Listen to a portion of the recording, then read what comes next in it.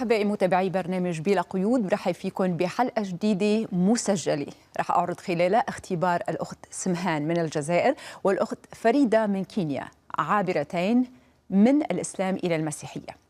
إذا عندكم أسئلة أو تعليقات أو حتى احتياجات روحية فيكم تتصلوا على الأرقام يلي رح تظهر على الشاشة، والعاملين في خدمة الصلاة لقناة الحياة وبرنامج بلا قيود بانتظاركم.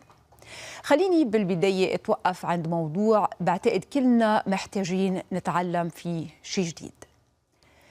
كل واحد منا على القليل مرة زار مكان أثري بحياته، قلعة قديمة أو حتى يمكن بقايا مدينة، طبعا عم نحكي قبل داعش لما كان بعد في عنا أثارات. لما نزور المكان من دون أي دليل سياحي يخبرنا عن تاريخ المكان، كل يلي منشوفه مجرد خربة مهجورة، شوية أحجار، شوية كتابات قديمة، ما عندنا فكرة حتى شو بتعني. لكن لما يكون في دليل سياحي يخبرنا تاريخ المكان، مثلا الأهرام بمصر أو قلعة بعلبك بلبنان أو البتراء بالأردن، بيصير في قدامنا التاريخ كامل، حضارة بكامل تقاليدها، وبيصير عندنا فكرة عن الحياة يلي كانت بهالمكان، الانتصارات، الإنجازات يلي تحققت، وحتى الهزايم. ولما منترك تتغير الصورة ببالنا، ما بيعود المكان مجرد خربة ولكن تاريخ وحضارة، ومنصير نقدر نميز الأثر يلي تركته هيدي الحضارة بحياة الناس لليوم، مع أنه صار لسنين منتهية.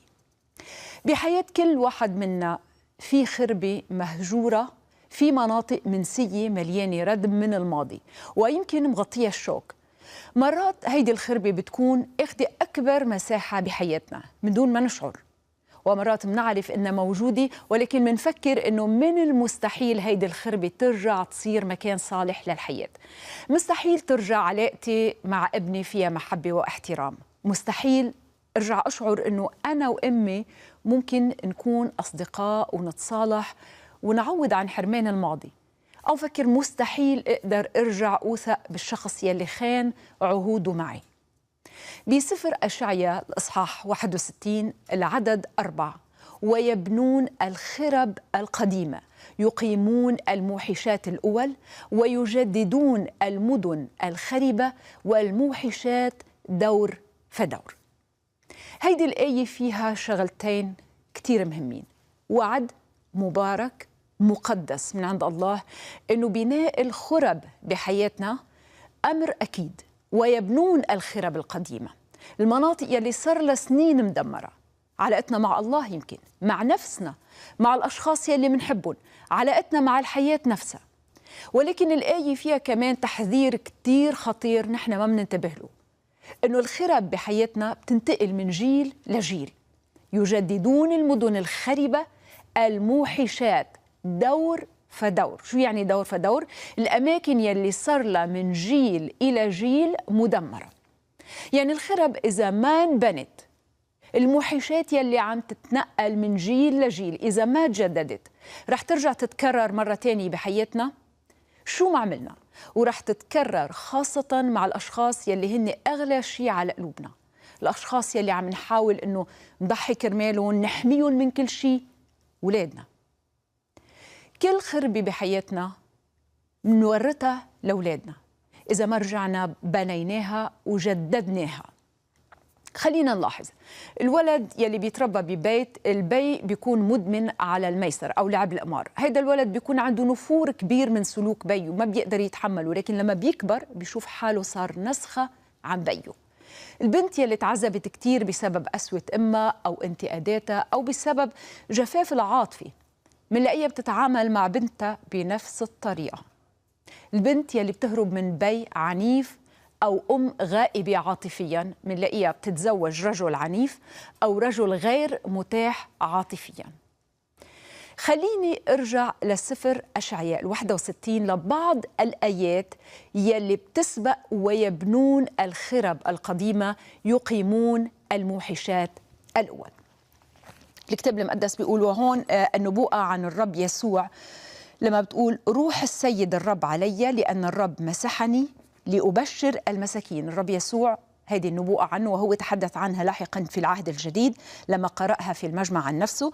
فإذن أبشر المساكين، أعصب منكسري القلب، لأنادي للمسبيين بالعتق، وللمأسورين بالإطلاق، لأنادي بسنة مقبولة للرب وبيوم انتقام لإلهنا، لأعزي كل النائحين، لأجعل لنائحي صهيون، لأعطيهم جمالا عوضا عن الرماد، ودهن فرح عوضا عن النوح، ورداء تسبيح عوضا عن الروح البائسة، فيدعون أشجار البر غرس الرب للتمجيد.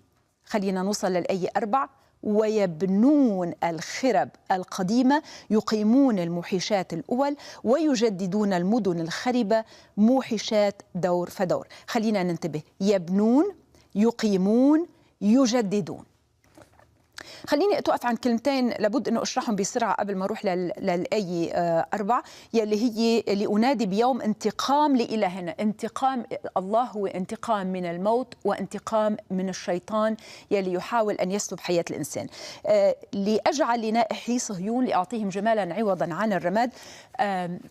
صهيون مش مقصود فيها هون بس الشعب الإسرائيلي وشعب الله، هي كل إنسان محتاج إلى الله، كل إنسان عارف أنه بحاجة أنه يتصالح مع الله، وكل إنسان مستعد أنه يفتح حياته لحتى ينال خلاص ومحبة الله.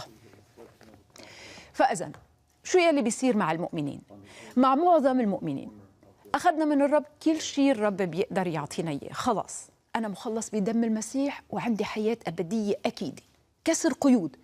أنا بنشكر الله ما في بحياتي أي عادة سيئة، ما في رغبات، ما في شهوات بتوقف بيني وبين الرب.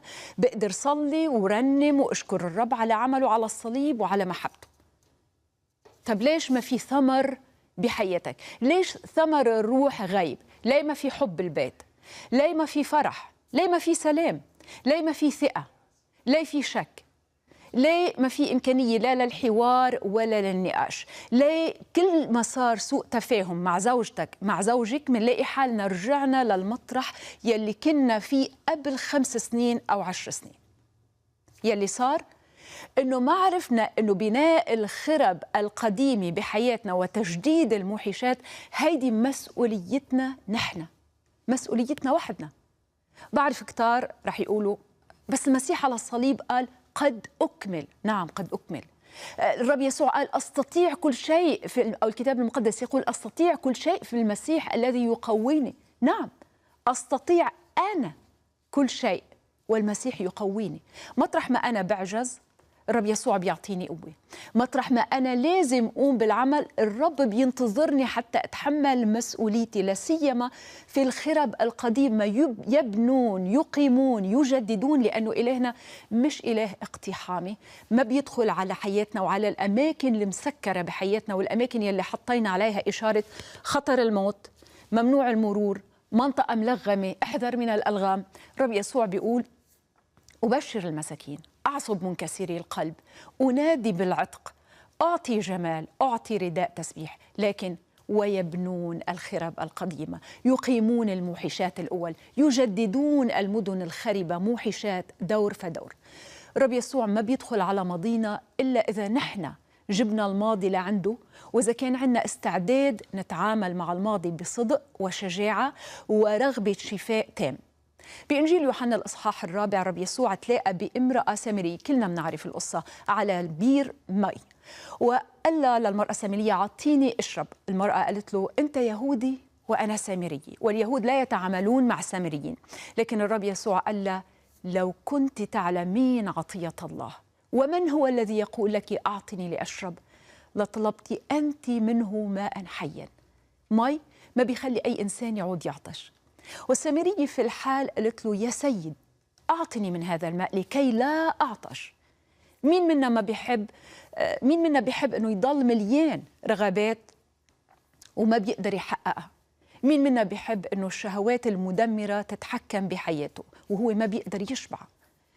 مين منا بيحب يشعر أنه ما في فرح كفاية، ما في صداقة بتسد الاحتياج، ما في علاقة بنقدر نلاقي نفسنا فيها؟ كلنا بدنا مي تخلينا ما نعود نعطش، وخبز سماوي ما يخلي نفوسنا جايعة كل الوقت. لكن الرب يسوع شو قال للمرأة السامرية؟ اذهبي وادعي زوجك وتعالي إلى ها هنا. هي قالت له يا رب أعطيني مي حتى ما أعود أعطش. الرب قال لها روحي جيبي زوجك وتعي قبل ما أعطيكي أي شيء. شو كان الرب عم يقول للمرأة السامرية بالتحديد؟ روحي جيبي كل حياتك وتعي لأعطيك ماء حي. جيبي كل ماضيكي قدامي، الاشياء يلي انت مخبيتيها، الاشياء يلي بتجيب لك العار، الاشياء يلي بتسبب لك الم، حطيها كلها بالنور قدامي. هيدا هو مبدأ التقديس والتغيير الإلهي في حياة الإنسان. الله بيطهر أولا وبيرجع يغير. السامرية كانت متزوجة 5 مرات في السابق، والشخص يلي كانت عايشة معه لما التقت الرب ما كان زوجها، ما كانت علاقتها فيه شرعية ومقدسة.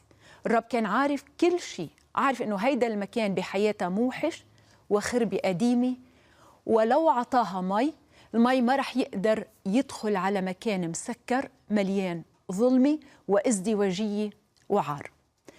وأخطر شيء بالأماكن الموحشة يلي بتضلها مسكرة سنين بحياتنا إنها بتتحول لإرث.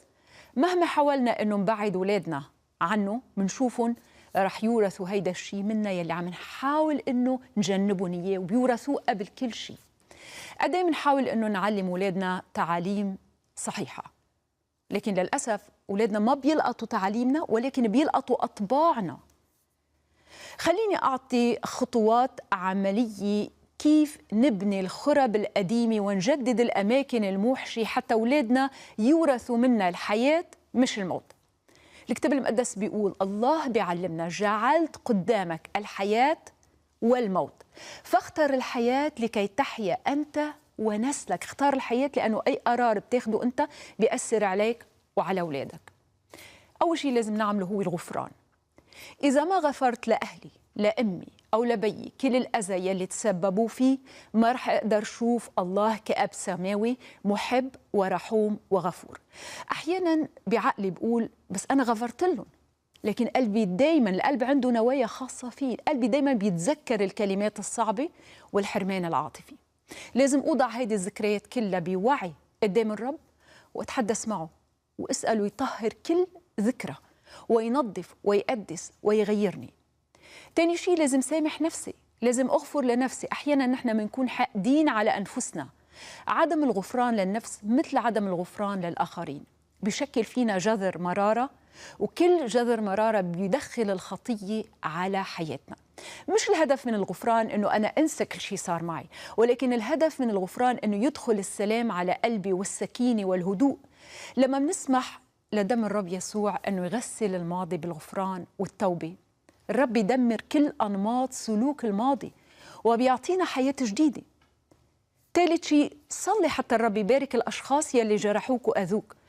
لما تصلي لبركة الأشخاص يلي أذوك بتصير تشوف نفسك بوضوح، بتشوف نفسك بعيون الرب، وبيصير الحب يتدفق من قلبك لكل الأماكن الجافة اليابسة بحياتك أنت. كمان صلي واشكر الرب على الماضي. لما بتشكر الرب على الماضي، حتى الماضي الصعب، قلبك بيتغير من حالة الشفقة على النفس، من حالة الغضب إلى حالة الاعتراف بالشفاء. والأهم غير الأحكام، يعني الشيء الأهم بعد يلي لازم نعمله هو الأحكام الروحية يلي أصدرناها بالماضي بحق الأشخاص بحياتنا. وأهم من هيك كمان أنه نغير توقعات قلوبنا وفكرنا. يعني ما نقول ما في رجاء أنه زوجي يتغير. لما تصلي أو لما تصلي لزوجتك قول أو قولي يا رب المستحيل عند الإنسان مستطاع عندك. ما تقولي لا يمكن أبدا أنه ابني أو بنتي يتغيروا أو العلاقة ترجع يلي هي اليوم بيناتنا مثل هو كبيرة، أنه العلاقة ترجع تصير حقيقية وصادقة وفيها حب حقيقي. قولي يا رب لما تصلي يا رب مثل ما أنت غيرتني أنا وشفيتني، أنت قادر تغير أهل بيتي وتستخدمني لشفائهم وتعطيني الصبر وتعطيني أنه انتظر الوقت المناسب. كلمة الكتاب المقدس بتعلمنا الله قادر أن يفعل فوق كل شيء أكثر جدا مما نطلب، أكثر جدا مما نطلب أو نفتكر، بحسب القوة التي تعمل فينا. ما تحد قوة عمل الله بتوقعاتك السلبية. Soyez la bienvenue à notre émission Bila Couyoud. Merci, c'est avec plaisir. Merci de m'avoir invitée. Sima, tu étais musulman, pratiquante, et tu es devenue chrétien. Tu peux me raconter un petit peu de comment c'est arrivé? D'accord. Donc, je m'appelle Smhan. Je suis algérienne, kabyle. Et j'ai connu le Seigneur, ça fait 14 ans, par le biais d'une amie à moi. Et elle m'a parlé du Seigneur. Et comme j'étais musulmane pratiquante, mon père, il était imam, il était un hajj, il a été à la Mecque. Et ma maman aussi. Donc, au début, j'ai pas accepté directement. Par contre, elle m'a donné un évangile, une Bible. Une Bible, et donc je l'ai prise. Mais après, sans plus, quoi. Pourquoi elle t'a parlé du Seigneur? Parce qu'elle est chrétienne aussi. Comment Donc, tu l'as reçu? Ben, au début, je ne l'avais pas accepté. Parce que pour moi, c'était impossible que j'accepte Jésus. Pour moi, Jésus, c'est pour les Européens, c'est pour les Occidentaux, pardon. Mais après, voilà, malgré que, parce que j'ai étudié chez les bonnes sœurs, donc c'est des catholiques, mais voilà, j'appréciais beaucoup leur générosité, le bienfait qu'elles font pour les autres, leur aide pour les autres, et ça m'a toujours interpellée. Mais après, à l'âge, donc quand je me suis mariée, 10 ans après mon mariage, donc cette sœur-là m'a donné la Bible et je la lisais. Je la lisais en cachette parce que mon ex-mari m'interdisait de la lire.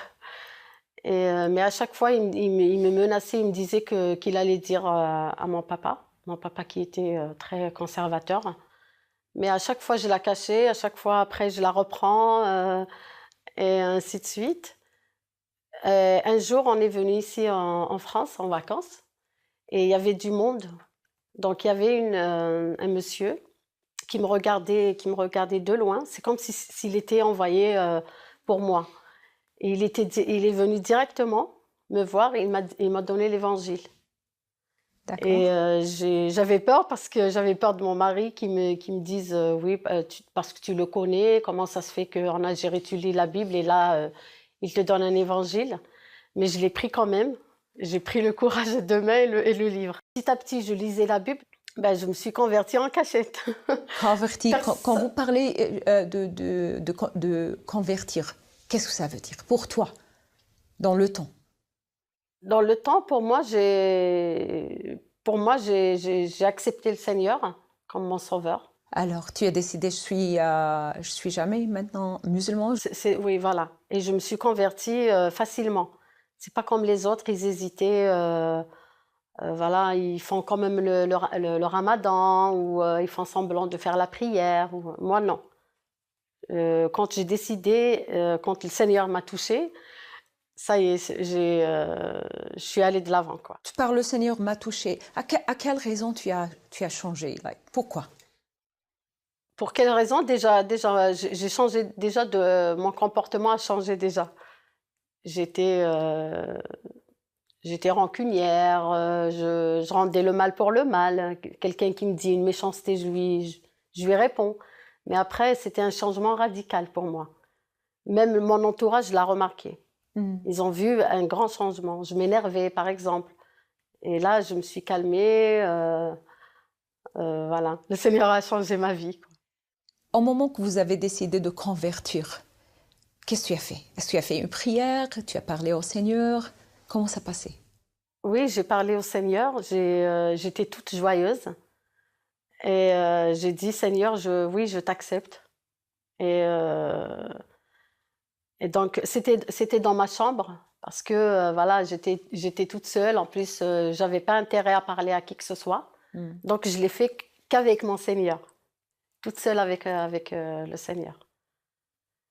Et cette joie, je l'oublierai jamais. C'est comme si j'étais libérée de quelque chose. C'est comme si j'étais libérée d'un fardeau, voilà. Et c'est tout simplement que vous avez décidé de quitter l'islam et devenir chrétienne. Oui. T'as pas eu peur de tes parents, de ton père? Il était un imam. Si. Si, d'ailleurs, ils sont morts sans le savoir. Tes parents étaient morts Ma sur mère, ton oui, mari. ma mère, elle avait soupçonné parce que j'ai arrêté de faire la prière musulmane. Elle avait soupçonné qu'il y avait quelque chose, quoi. Mais elle n'a jamais osé me le dire.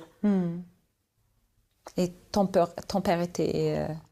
Mon père non plus, il ne le savait pas. Ok. Et mon ex-mari aussi, il ne le savait pas pendant 11 ans. Pour 11 ans, tu étais chrétien et tu n'as dit à personne. Non.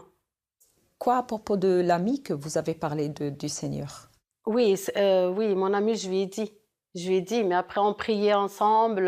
J'allais des fois à l'église, mais à Alger Centre, j'habitais à Alger. Mais voilà, en cachette. Et donc, mon ex-mari, je lui ai dit quand mon fils a été guéri miraculeusement d'une maladie très rare. Il a été suivi ici en France pendant 2 ans.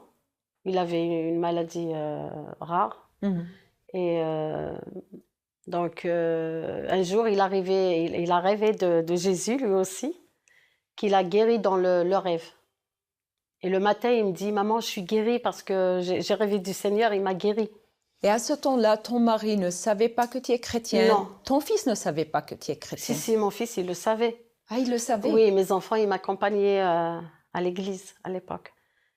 Et après, quand il a été guéri miraculeusement, donc j'ai dit à mon ex que voilà, c'est le Seigneur, on a beaucoup prié pour lui, on a même jeûné et tout ça, et le Seigneur nous a répondu, il l'a guéri. D'ailleurs, son médecin, ils étaient, les médecins, parce qu'il était suivi dans 2 hôpitaux, ils étaient étonnés de sa guérison miraculeuse.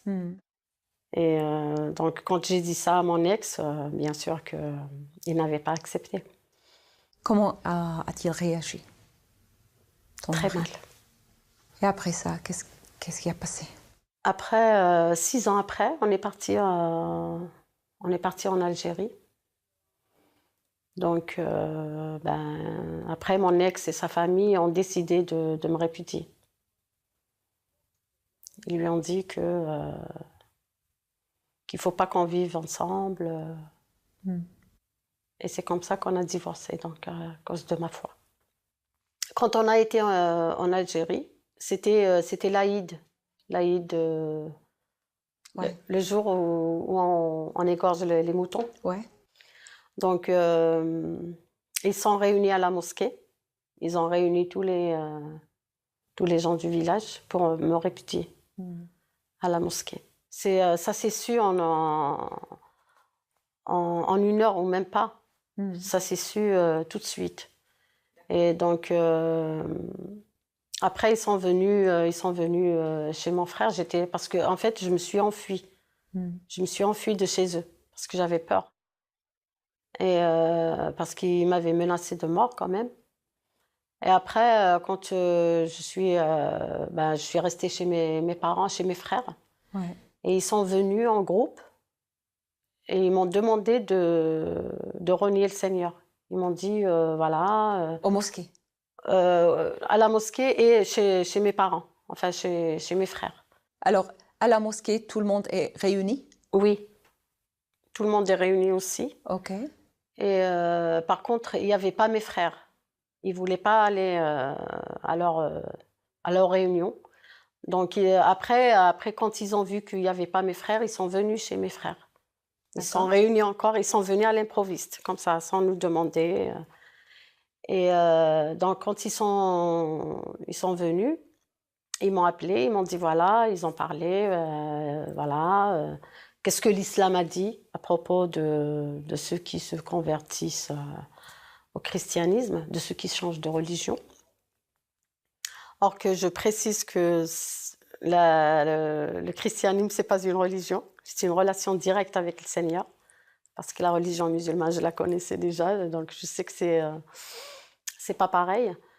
Et donc, après, ils m'ont dit il faut que tu arrêtes. Il faut que tu tu reviens à l'islam. Sinon, voilà, tu mérites la mort, ton mari va te répudier et tout. J'ai refusé. Je leur ai dit non. J'aurais dit, si je méritais la mort, je leur ai dit de toutes les façons, le Seigneur me l'a dit dans sa parole que aucun cheveu de ta tête ne sera atteint si c'est pas sa volonté. Me répudier, moi je choisirais pas un homme pour, je choisirais le Seigneur et non un homme. Donc quand ils m'ont dit que il faut que tu quittes le Seigneur, que tu reviennes à l'islam, je leur ai dit jamais je n'abandonnerai le Seigneur. Lui qui est mort à la croix, pour moi, pour mes péchés, pour mes maladies. Je ne l'abandonnerai jamais, parce que lui, il ne m'abandonnera jamais. D'où vous avez eu ce courage d'affronter tous ces gens et ne pas y peur?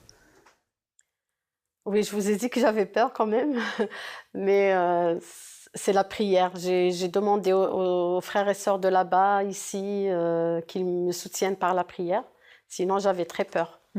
Justement, j'ai un autre petit témoignage, si vous le permettez. Quand j'étais, donc, ils étaient dans le salon de mon frère, et moi, j'étais dans ma chambre. Et je tremblais, parce que je savais qu'ils étaient là. Et comme ils m'ont menacé de mort, j'avais peur, c'est normal. Je suis un être humain quand même. Et après, j'étais avec mes neveux, et je priais. Je leur ai dit, ils m'ont dit, ils t'appellent. Je leur ai dit, je vais prier d'abord. J'ai prié devant mes neveux qui sont musulmans. J'ai prié, je tremblais de peur. J'ai dit, Seigneur, soutiens-moi. Seigneur, tu l'as dit que ouvre ta bouche, je la remplirai. Tu m'as dit que je te défendrai aux tribunaux. C'était des mots comme ça. J'ai aussi imploré le Seigneur pour la paix, parce que j'avais très peur voilà, des deux familles. Et j'ai prié comme ça. Et quand je suis rentrée une autre personne. Et mes neveux, ils étaient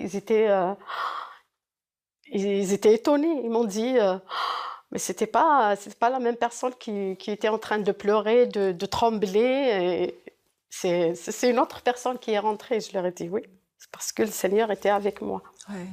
C'est lui qui m'a fortifiée. Amen. Pardon. Et donc, voilà, après j'ai décidé, je leur ai dit, c'est comme ça que, voilà, ça s'est terminé ma vie avec... Comment tes frères ont réagi? Mes frères, ils n'étaient pas contents non plus, mais ils m'ont soutenue quand même. Oui. C'est gentil. Oui, ils m'ont soutenue. Surtout l'aîné, mon frère aîné, parce qu'il a pris le relais de mon père, qui était aussi imam, qui était responsable à la mosquée. Donc il a pris, il est responsable aussi à la mosquée, mais quand même il m'a soutenue. Ils m'ont dit, eux aussi, ils m'ont dit, mais avec amour, quoi. Ils m'ont dit, Smahan, il faut que tu reviennes à l'islam, s'il te plaît, comme ça tu ne seras pas répudiée. En plus, c'est l'islam et tout ça, je leur ai dit. Je leur ai dit, maintenant, si vous voulez pas que je vienne chez vous, il n'y a pas de souci, hein, je vous aime toujours. Ils m'ont dit, non, jamais. Alors tu gardes une bonne relation avec la famille? Une très bonne relation avec mes frères, avec ma sœur, avec mes neveux, mes nièces, mes belles-sœurs. C'est formidable. Et aussi avec presque tout l'entourage. Même la famille de mon ex, jusqu'à présent. Je suis en bonne relation avec eux. Je dis la famille, c'est-à-dire les voisins, enfin les cousins et cousines. Sinon, sa famille à lui, non, ils ne veulent plus de moi. Et...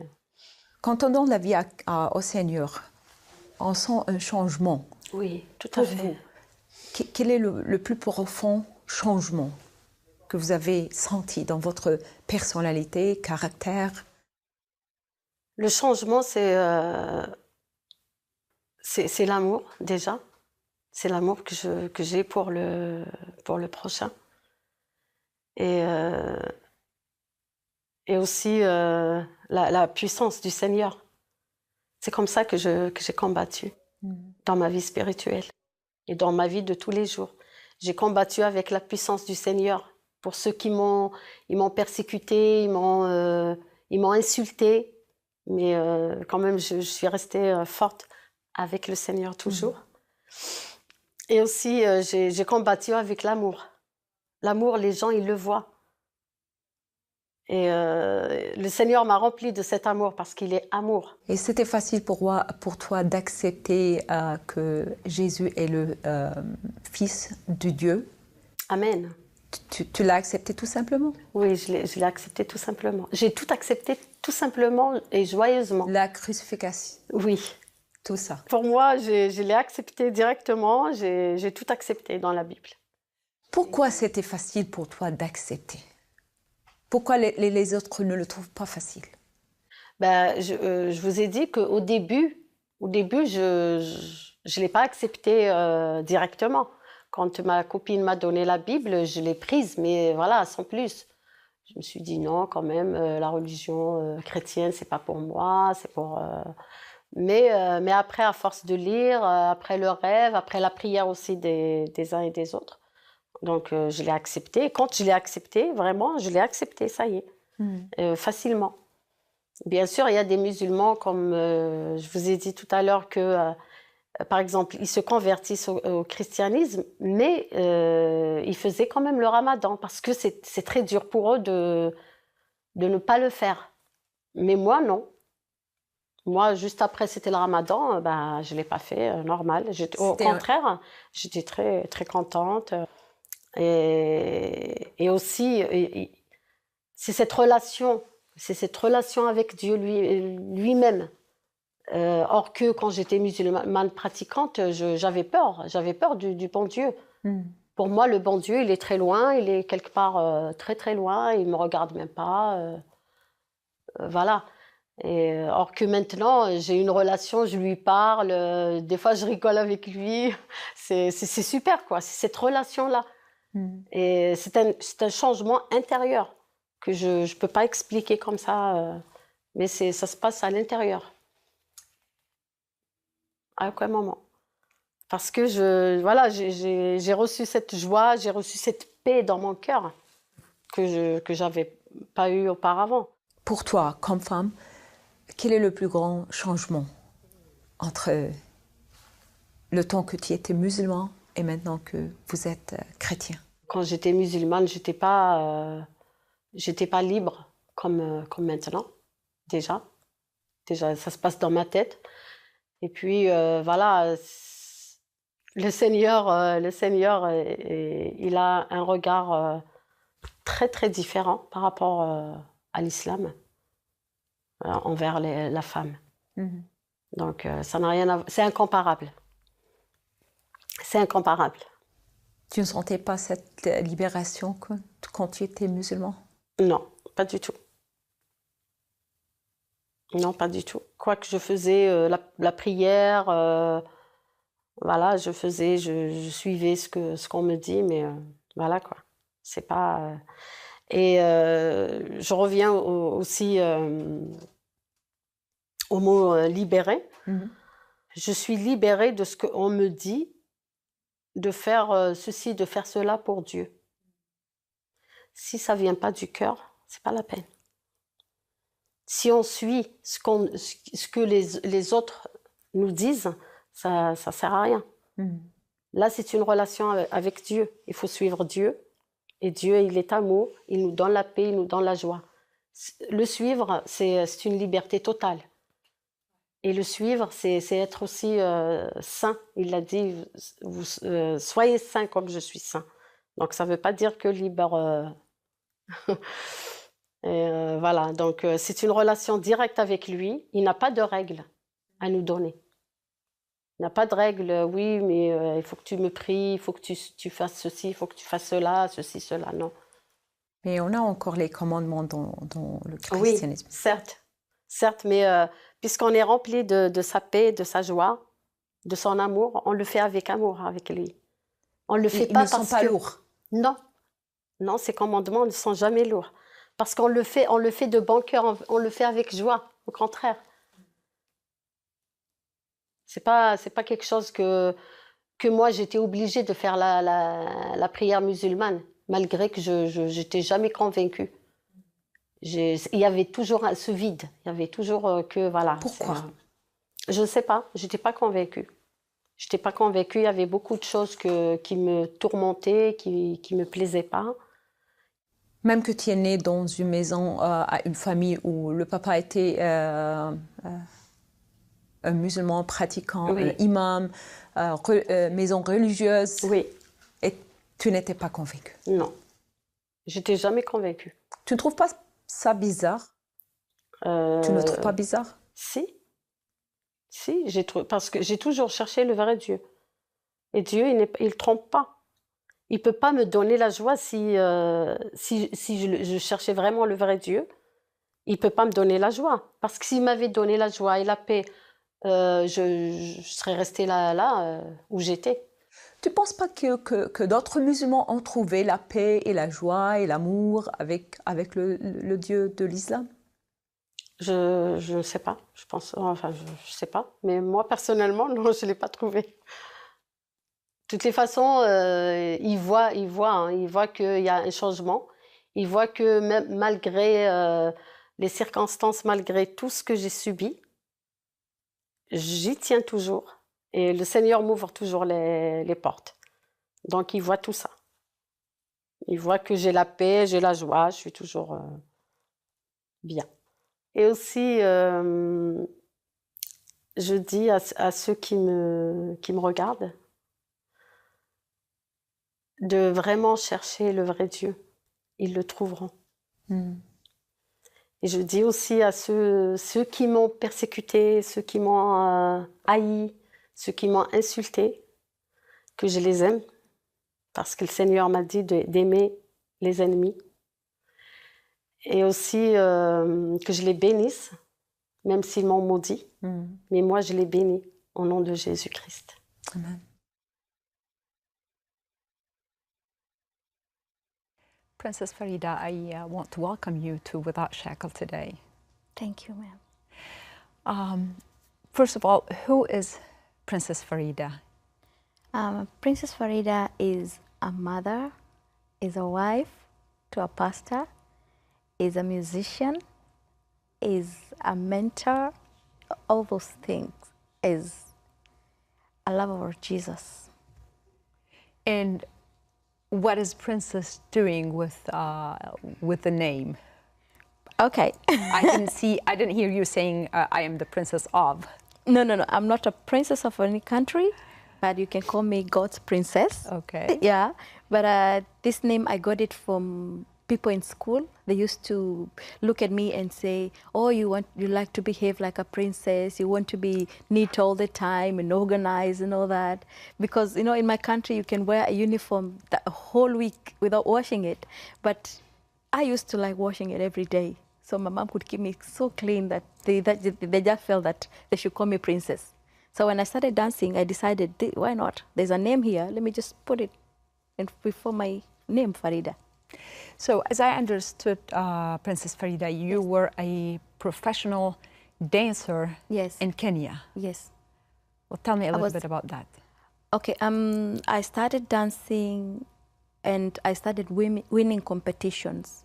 And I was crowned a queen of Chakacha for many, many years in my country. What is Chakashta? It's a dance that is done at the coastal by women, not men. You're only taught when you're maybe at the age of 10 years or before you get married, because you're supposed to dance it for your husband in the bedroom. But I used to dance it in the nightclub. So is it like a Kenyan tradition? It's a Kenyan tradition, but at the coast. Okay. But it's a sensual dance, so it is not to be danced in front of men or people. But I took what was, in the public. I took what was private, I brought it to the public. So it was supposed to be danced only in the bedroom, only for the husband. Yes. But you became a professional dancer for that dance. Of Chakashta? Yes. And in the public? Yes. And I was crowned the queen. In Kenya? Yes. I kept defending my crown all the time because of that dance. And yet, as you said, it's a sensual dance. Yes, it is. But Princess Farida, as I know, when you were a professional dancer, yes, you were a Muslim, I was wearing the hijab. Yes. How did that work together? Okay, what I used to do is my parents never knew that I was a dancer. So for almost a year, I used to hide myself with my sister at night when they go to bed. We'd take our hijabs and just run out of the house and go to nightclubs until the morning, until 4 in the morning. So we come back when they're still asleep. Until one day, they saw me in the newspapers that I had won. So that's how they came to know that I was dancing. But they never knew. Yes. So in the day, in front of your parents' eyes, you are this devout Muslim wearing the hijab. Yes, and praying 5 times. Praying 5 times a day. On Fridays, going to the mosque without fail.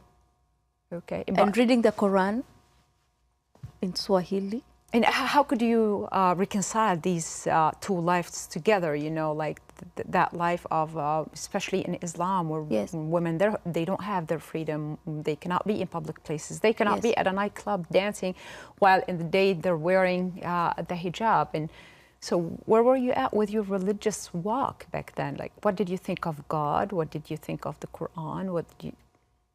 Okay, when you were like doing the doing dancing? All that? Yes. To me, everything was pretense. Okay. Because I could also see with my cousins and some of my aunties, they pretend to be these strict Muslims, but then they're not.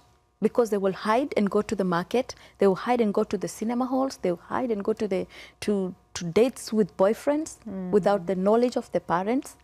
So for me, I took from them, I said, oh, it's not a big deal. So I can still do this and pretend to be strict in prayer and reading the Quran and still do my stuff in hiding.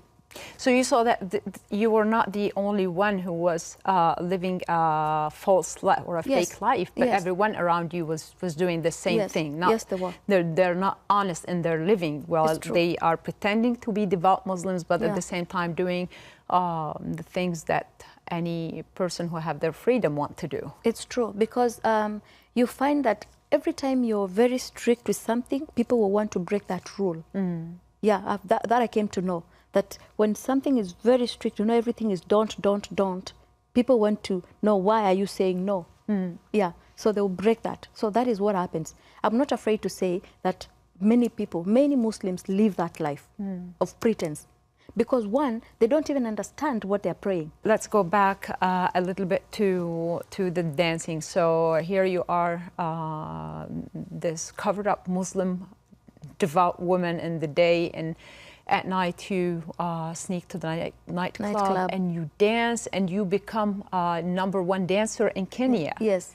So when the public saw that, what was the reaction, and how did it affect you?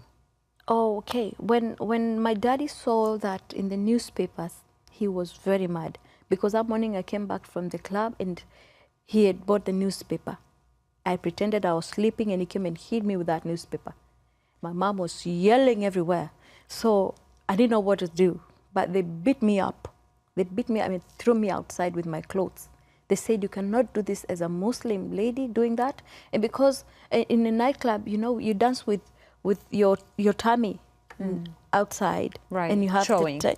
So when my dad knew that, they beat me up, they chased me out, but after like 24 hours, they took me in again because I was crying a lot and I refused to go anywhere because I felt if I go to my aunties or any other person, I will become a bad girl.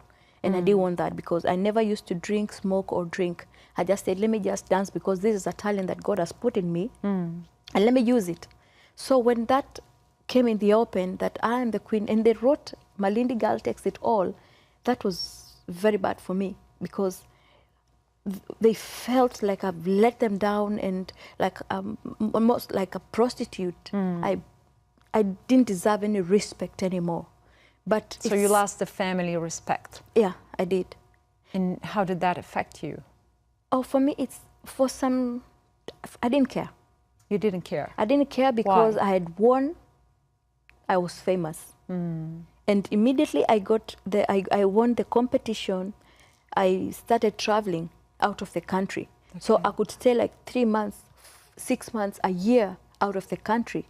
So when my parents started seeing money coming in, they accepted. He said, yes, and now I'll let you dance. I will let you dance because I've seen you don't drink, you don't smoke, you don't do prostitution. Because that's what many dancers do. After you perform, you go out with a man. Okay. Guy, and wake up in the morning somewhere you do not know. So he let me dance. So now your father was okay with you not being veiled, with you not being covered, with you dancing in front of man? Yes. He was okay with all of that? And then I used to bring a lot of money home. I paid for my school fees, my brothers and sisters' school fees. So you became a really, supporter? Yeah.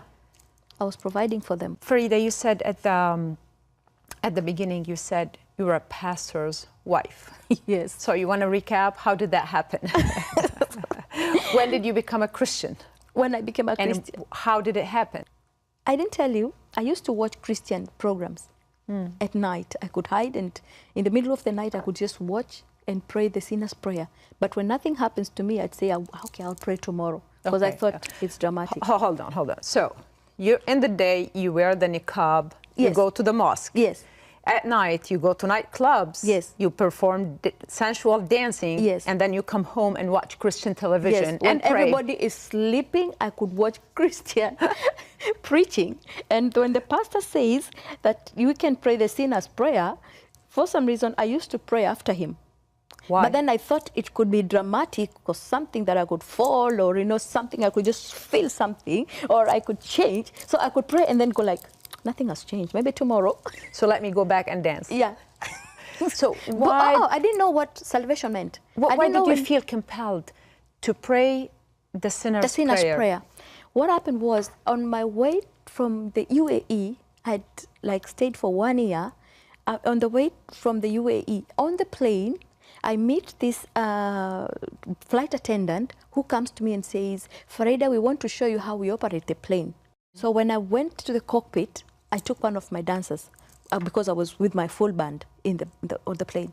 So when I took my dancer to the cockpit, we sat and we were just talking to the pilots, but something caught my eyes. I looked out of the clouds and there were people dressed in brilliant white. Yes, and they were worshiping the Lord. Like a vision. But the moment that I said I want to go with those people, I was not in the plane anymore. It's like something took me out of the plane. And I said, why can't I go with those people? A voice spoke to me and said, Farida, you cannot go with those people because you're a sinner. So when this voice spoke to me, I felt a sinner. And then he asked, if this plane crashes right now, where will you go? And when he asked that, I saw like the plane crash and I was standing alone crying and repenting. I cried and repented. Then he touched my shoulder. A soft touch, a touch that I've never felt before. A touch that switched on everything inside of me. Like I felt light, I felt joy, I felt new. It switched on and he said, my daughter, you have the last chance to go to heaven, but you have to go to church. Yeah. So when he said that, I felt forgiven.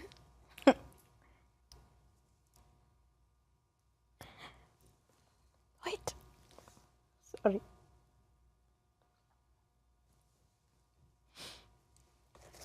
Okay, I'm sorry.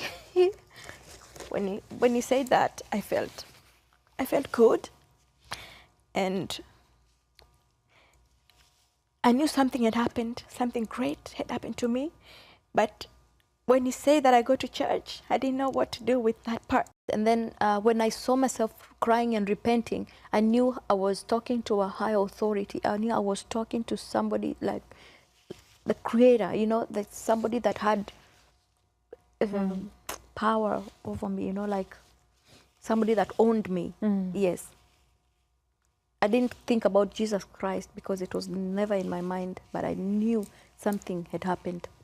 So when I went to church is when now the pastor said, oh, you met the Lord. But I knew it changed. When I received Christ on the plane, everything, just changed completely. So I just went to church after 3 days and prayed the sinner's prayer. And from that day, I walked the Christian walk. What did you do? So what I did was, after a month, the Lord spoke to me again and said, if you're ashamed of me in front of my people, I'll be ashamed of you in front of my Father.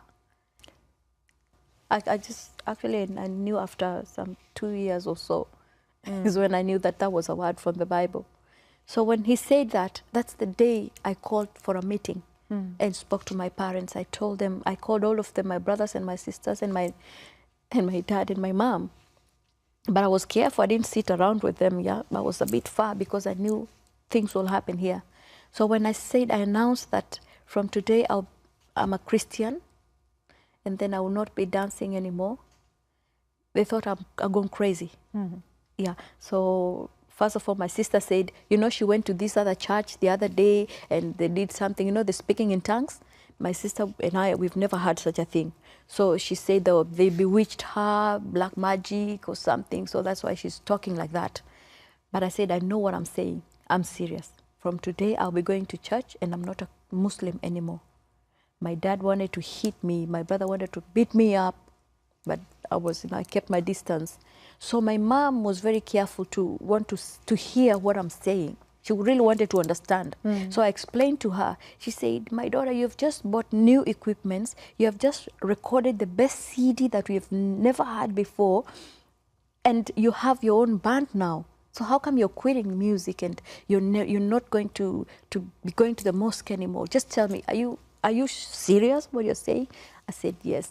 So when my mom knew that I was very serious, she woke up and I don't know where she got the rope from.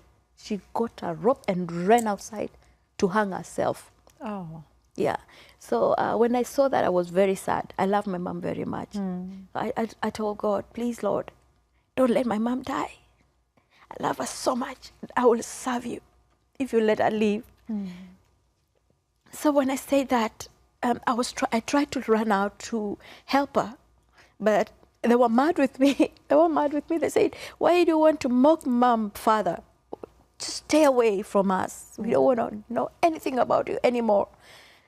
So since that time, for almost 2 years, I was all alone. They didn't want anything to do with me. I could just spend my whole day in church, praying and fasting and seeking the face of the Lord. I had no friends. Everybody just, my family, my friends, nobody wanted to have anything to do with me, but God gave me a family in church.